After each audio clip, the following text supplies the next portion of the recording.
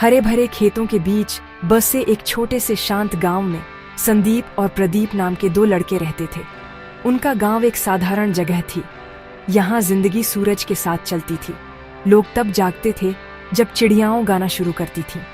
वे तब सोते थे जब चांद आसमान में ऊंचा होता था। घर मिट्टी और घास फूस के बने थे। सड़कें धूल भरी पगडंडियाएं थीं जहां बच्चे दिन भर खेलते रहते थे। यह गांव सूरजमुखी के विशाल खेतों के लिए जाना जाता था।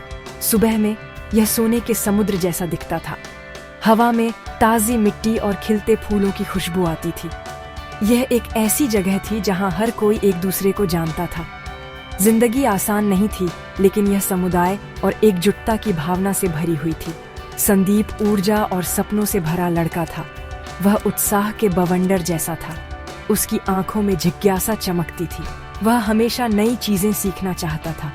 वह खेतों में भागता था, तितलियों और विचारों का समान जुनून से पीछा करता था। उसे हर जगह संभावनाएं दिखती थीं। जब गांव में पहली बार रेडियो आया तो संदीप पहला था जिसने यह समझने की कोशिश की कि वह कैसे काम करता है। वह बड़ों से अंतहीन सवाल पूछता था। नदी केवल एक ही दिशा में क्यों बहती है? पक्षी बिना थके इतनी ऊंची उड़ान कैसे भरते हैं? उसका दिमाग एक उपजाऊ जमीन था। हमेशा ज्ञान के नए बीज बोने के लिए तैयार रहता था। वह एक सपने देखने वाला था और उसके सपने उनके गांव के ऊपर आसमान जितने बड़े थे। प्रदीप अलग था। वह शांत और चुप था, एक गहरी शांत नदी की तरह।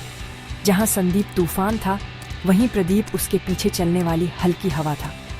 वह ज्यादा नहीं बोलता था, लेकिन वह सब कुछ देखता था। उसका दिल दयालु था और उसकी मुस्कान कोमल थी। उसे साधारण चीजों में खुशी मिलती थी। उसे बड़े बरगद के पेड़ के नीचे बैठकर दुनिया को देखना पसंद था। वह चीजों को सवाल पूछकर नहीं, बल्कि उन्हें महसूस करके समझता था। वह एक बहुत अच्छा श्रोता था। जब गांव में किसी को कोई समस्या होती थी तो वे अक्सर प्रदीप से बात करते थे। वह धैर्य से सुनता था। उसकी शांत उपस्थिति आराम और सहारा देती थी। वह लंगर था जिसने सभी को, खासकर संदीप को, जमीन से जोड़े रखा था। उनकी दोस्ती गांव वालों के लिए एक खूबसूरत नजारा था। यह सूरज और पृथ्वी के मिलन जैसा था। संदीप चमकीला सूरज था, आग और रोशनी से भरा हुआ। प्रदीप धैर्यवान पृथ्वी था, सहारा और पोषण प्रदान करता था। वे हमेशा साथ रहते थे। आप उन्हें शाम को नदी के किनारे चलते हुए देख सकते थे। आप उन्हें रात में एक ही लालटेन की हल्की रोशनी में पड़ते हुए पा सकते थे। वे दो अलग आत्माएं थीं, फिर भी वे एक ऐसे बंधन से जुड़े थे जो किसी भी चीज से ज्यादा मजबूत था।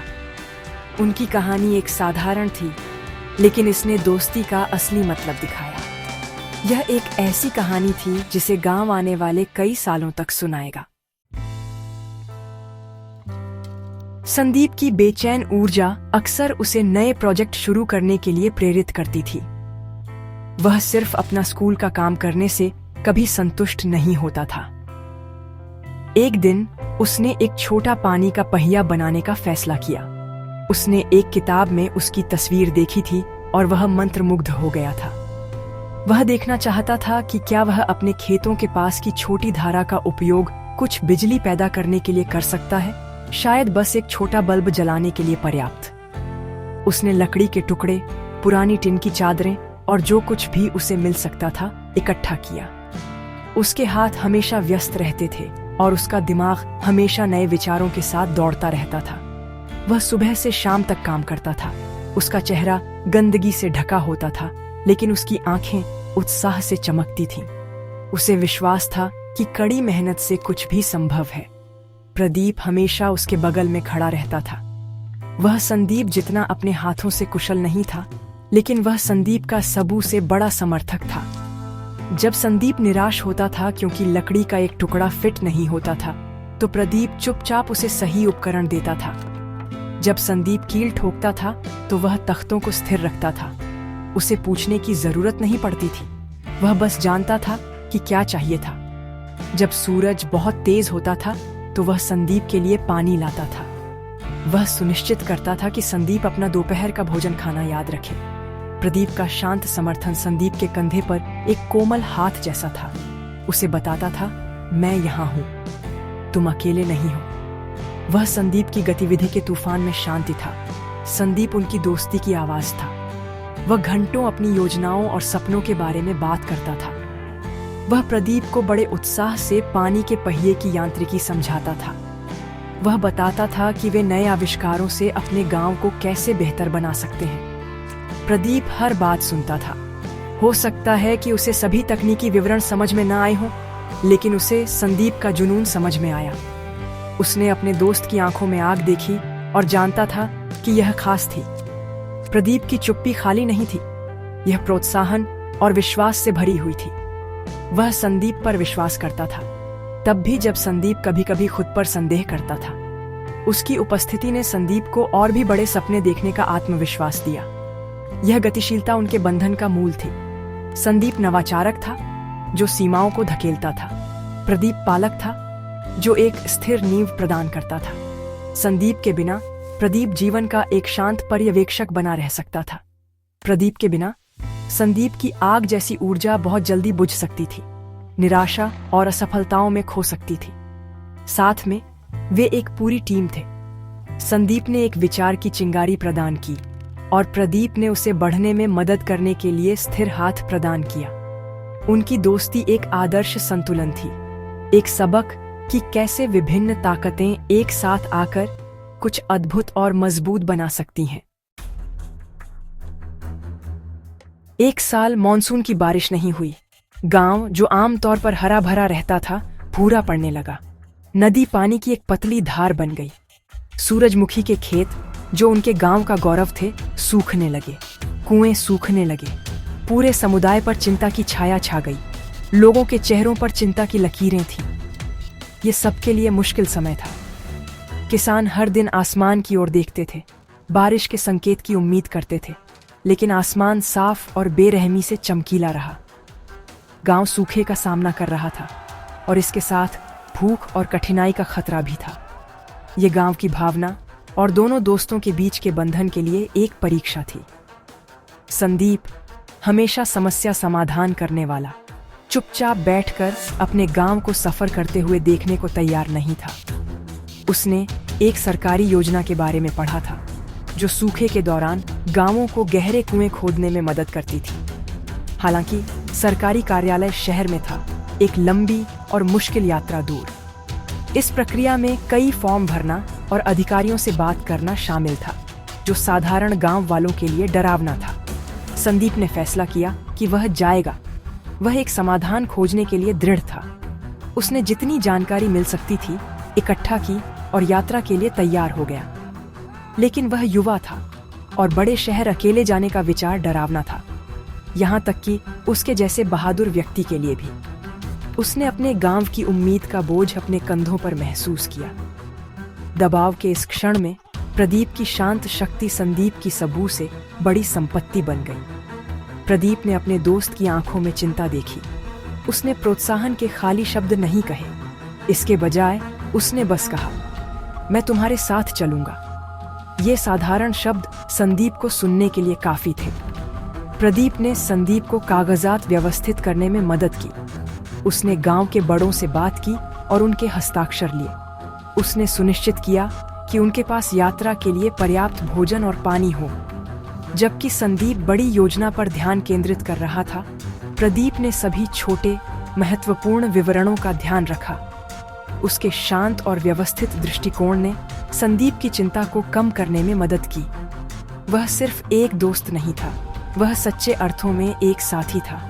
शहर की यात्रा आसान नहीं थी। उन्हें मीलों पैदल चलना पड़ा और फिर एक भीड़ भरी बस लेनी पड़ी। शहर शोरगुल वाला, अराजक और भारी था, लेकिन उन्होंने इसका सामना एक साथ किया। सरकारी कार्यालय में संदीप ने अपनी आत्मविश्वासी आवाज में अधिकारियों को गांव की स्थिति समझाई। जब संदीप घबराता था तो वह प्रदीप की ओर देखता था, जो उसे एक छोटा आश्वस्त करने वाला इशारा देता था। वह साधारण इशारा संदीप का आत्मविश्वास बहाल करने के लिए काफी था। उन्होंने सफलतापूर्वक आवेदन जमा कर दिया। उनके संयुक्त प्रयासों का फल मिला। वे गांव वापस लौटे, न केवल मदद के वादे के साथ, बल्कि एक ऐसी दोस्ती के साथ जो कठिनाई से परखी गई थी और पहले से कहीं ज्यादा मजबूत होकर उभरी थी। शहर की उनकी सफल यात्रा गांव में प्रेरणा की कहानी बन गई। जल्द ही सरकार की मदद से एक नए गहरे कुएं पर काम शुरू हो गया। संदीप और प्रदीप अन्य गांव वालों के साथ काम करते रहे। उनके हौसले बुलंद थे। जब नए कुएं से साफ ठंडा पानी की पहली बाल्टी निकाली गई तो पूरे गांव ने जश्न मनाया। यह सिर्फ पानी नहीं था, यह उनके सामूहिक प्रयास और उम्मीद का प्रतीक था। साझा खुशी के उस पल में सभी ने दोनों दोस्तों की साझेदारी की शक्ति को देखा। संदीप की पहल और प्रदीप के समर्थन ने उनके समुदाय में जान डाल दी थी। उनकी दोस्ती अब सिर्फ उनकी अपनी नहीं थी, यह उनके आसपास के सभी लोगों के लिए ताकत का स्रोत थी। जैसे जैसे वे बड़े होते गए, उनका बंधन और गहरा होता गया। वे एक दूसरे के सहारे बने रहे। संदीप आगे की पढ़ाई करने चला गया, हमेशा अपने गांव में नया ज्ञान और तकनीक लाने का लक्ष्य रखता था। प्रदीप गांव में ही रहा, एक सम्मानित सामुदायिक नेता बन गया जो अपनी बुद्धिमत्ता और निष्पक्षता के लिए जाना जाता था। हालांकि उनके रास्ते थोड़े अलग हो गए, उनका संबंध अटूट रहा। जब भी संदीप को अपनी पढ़ाई में कोई चुनौती का सामना करना पड़ता था, प्रदीप का एक छोटा सा पत्र जिसमें प्रोत्साहन के सरल शब्द होते थे, उसके हौसले बुलंद करने के लिए पर्याप्त होता था।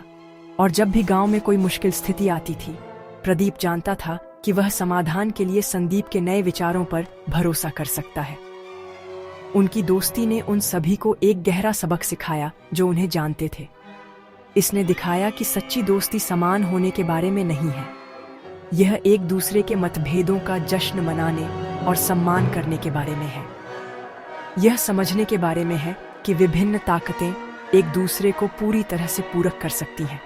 संदीप की आग को प्रदीप की शांति की जरूरत थी, प्रदीप की स्थिरता को संदीप की गति से उद्देश्य मिला।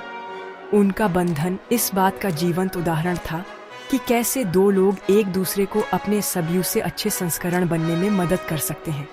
ये बड़े इशारों के बारे में नहीं था, बल्कि समर्थन, विश्वास और समझ के छोटे लगातार कार्यों के बारे में था जो उन्होंने हर एक दिन साझा किए। अंत में संदीप और प्रदीप की कहानी जीवन में सच्ची दोस्ती के महत्व की एक सरल लेकिन शक्तिशाली याद दिलाती है। एक सच्चा दोस्त वह होता है जो आपके सपनों पर विश्वास करता है, कभी कभी आपसे भी ज्यादा।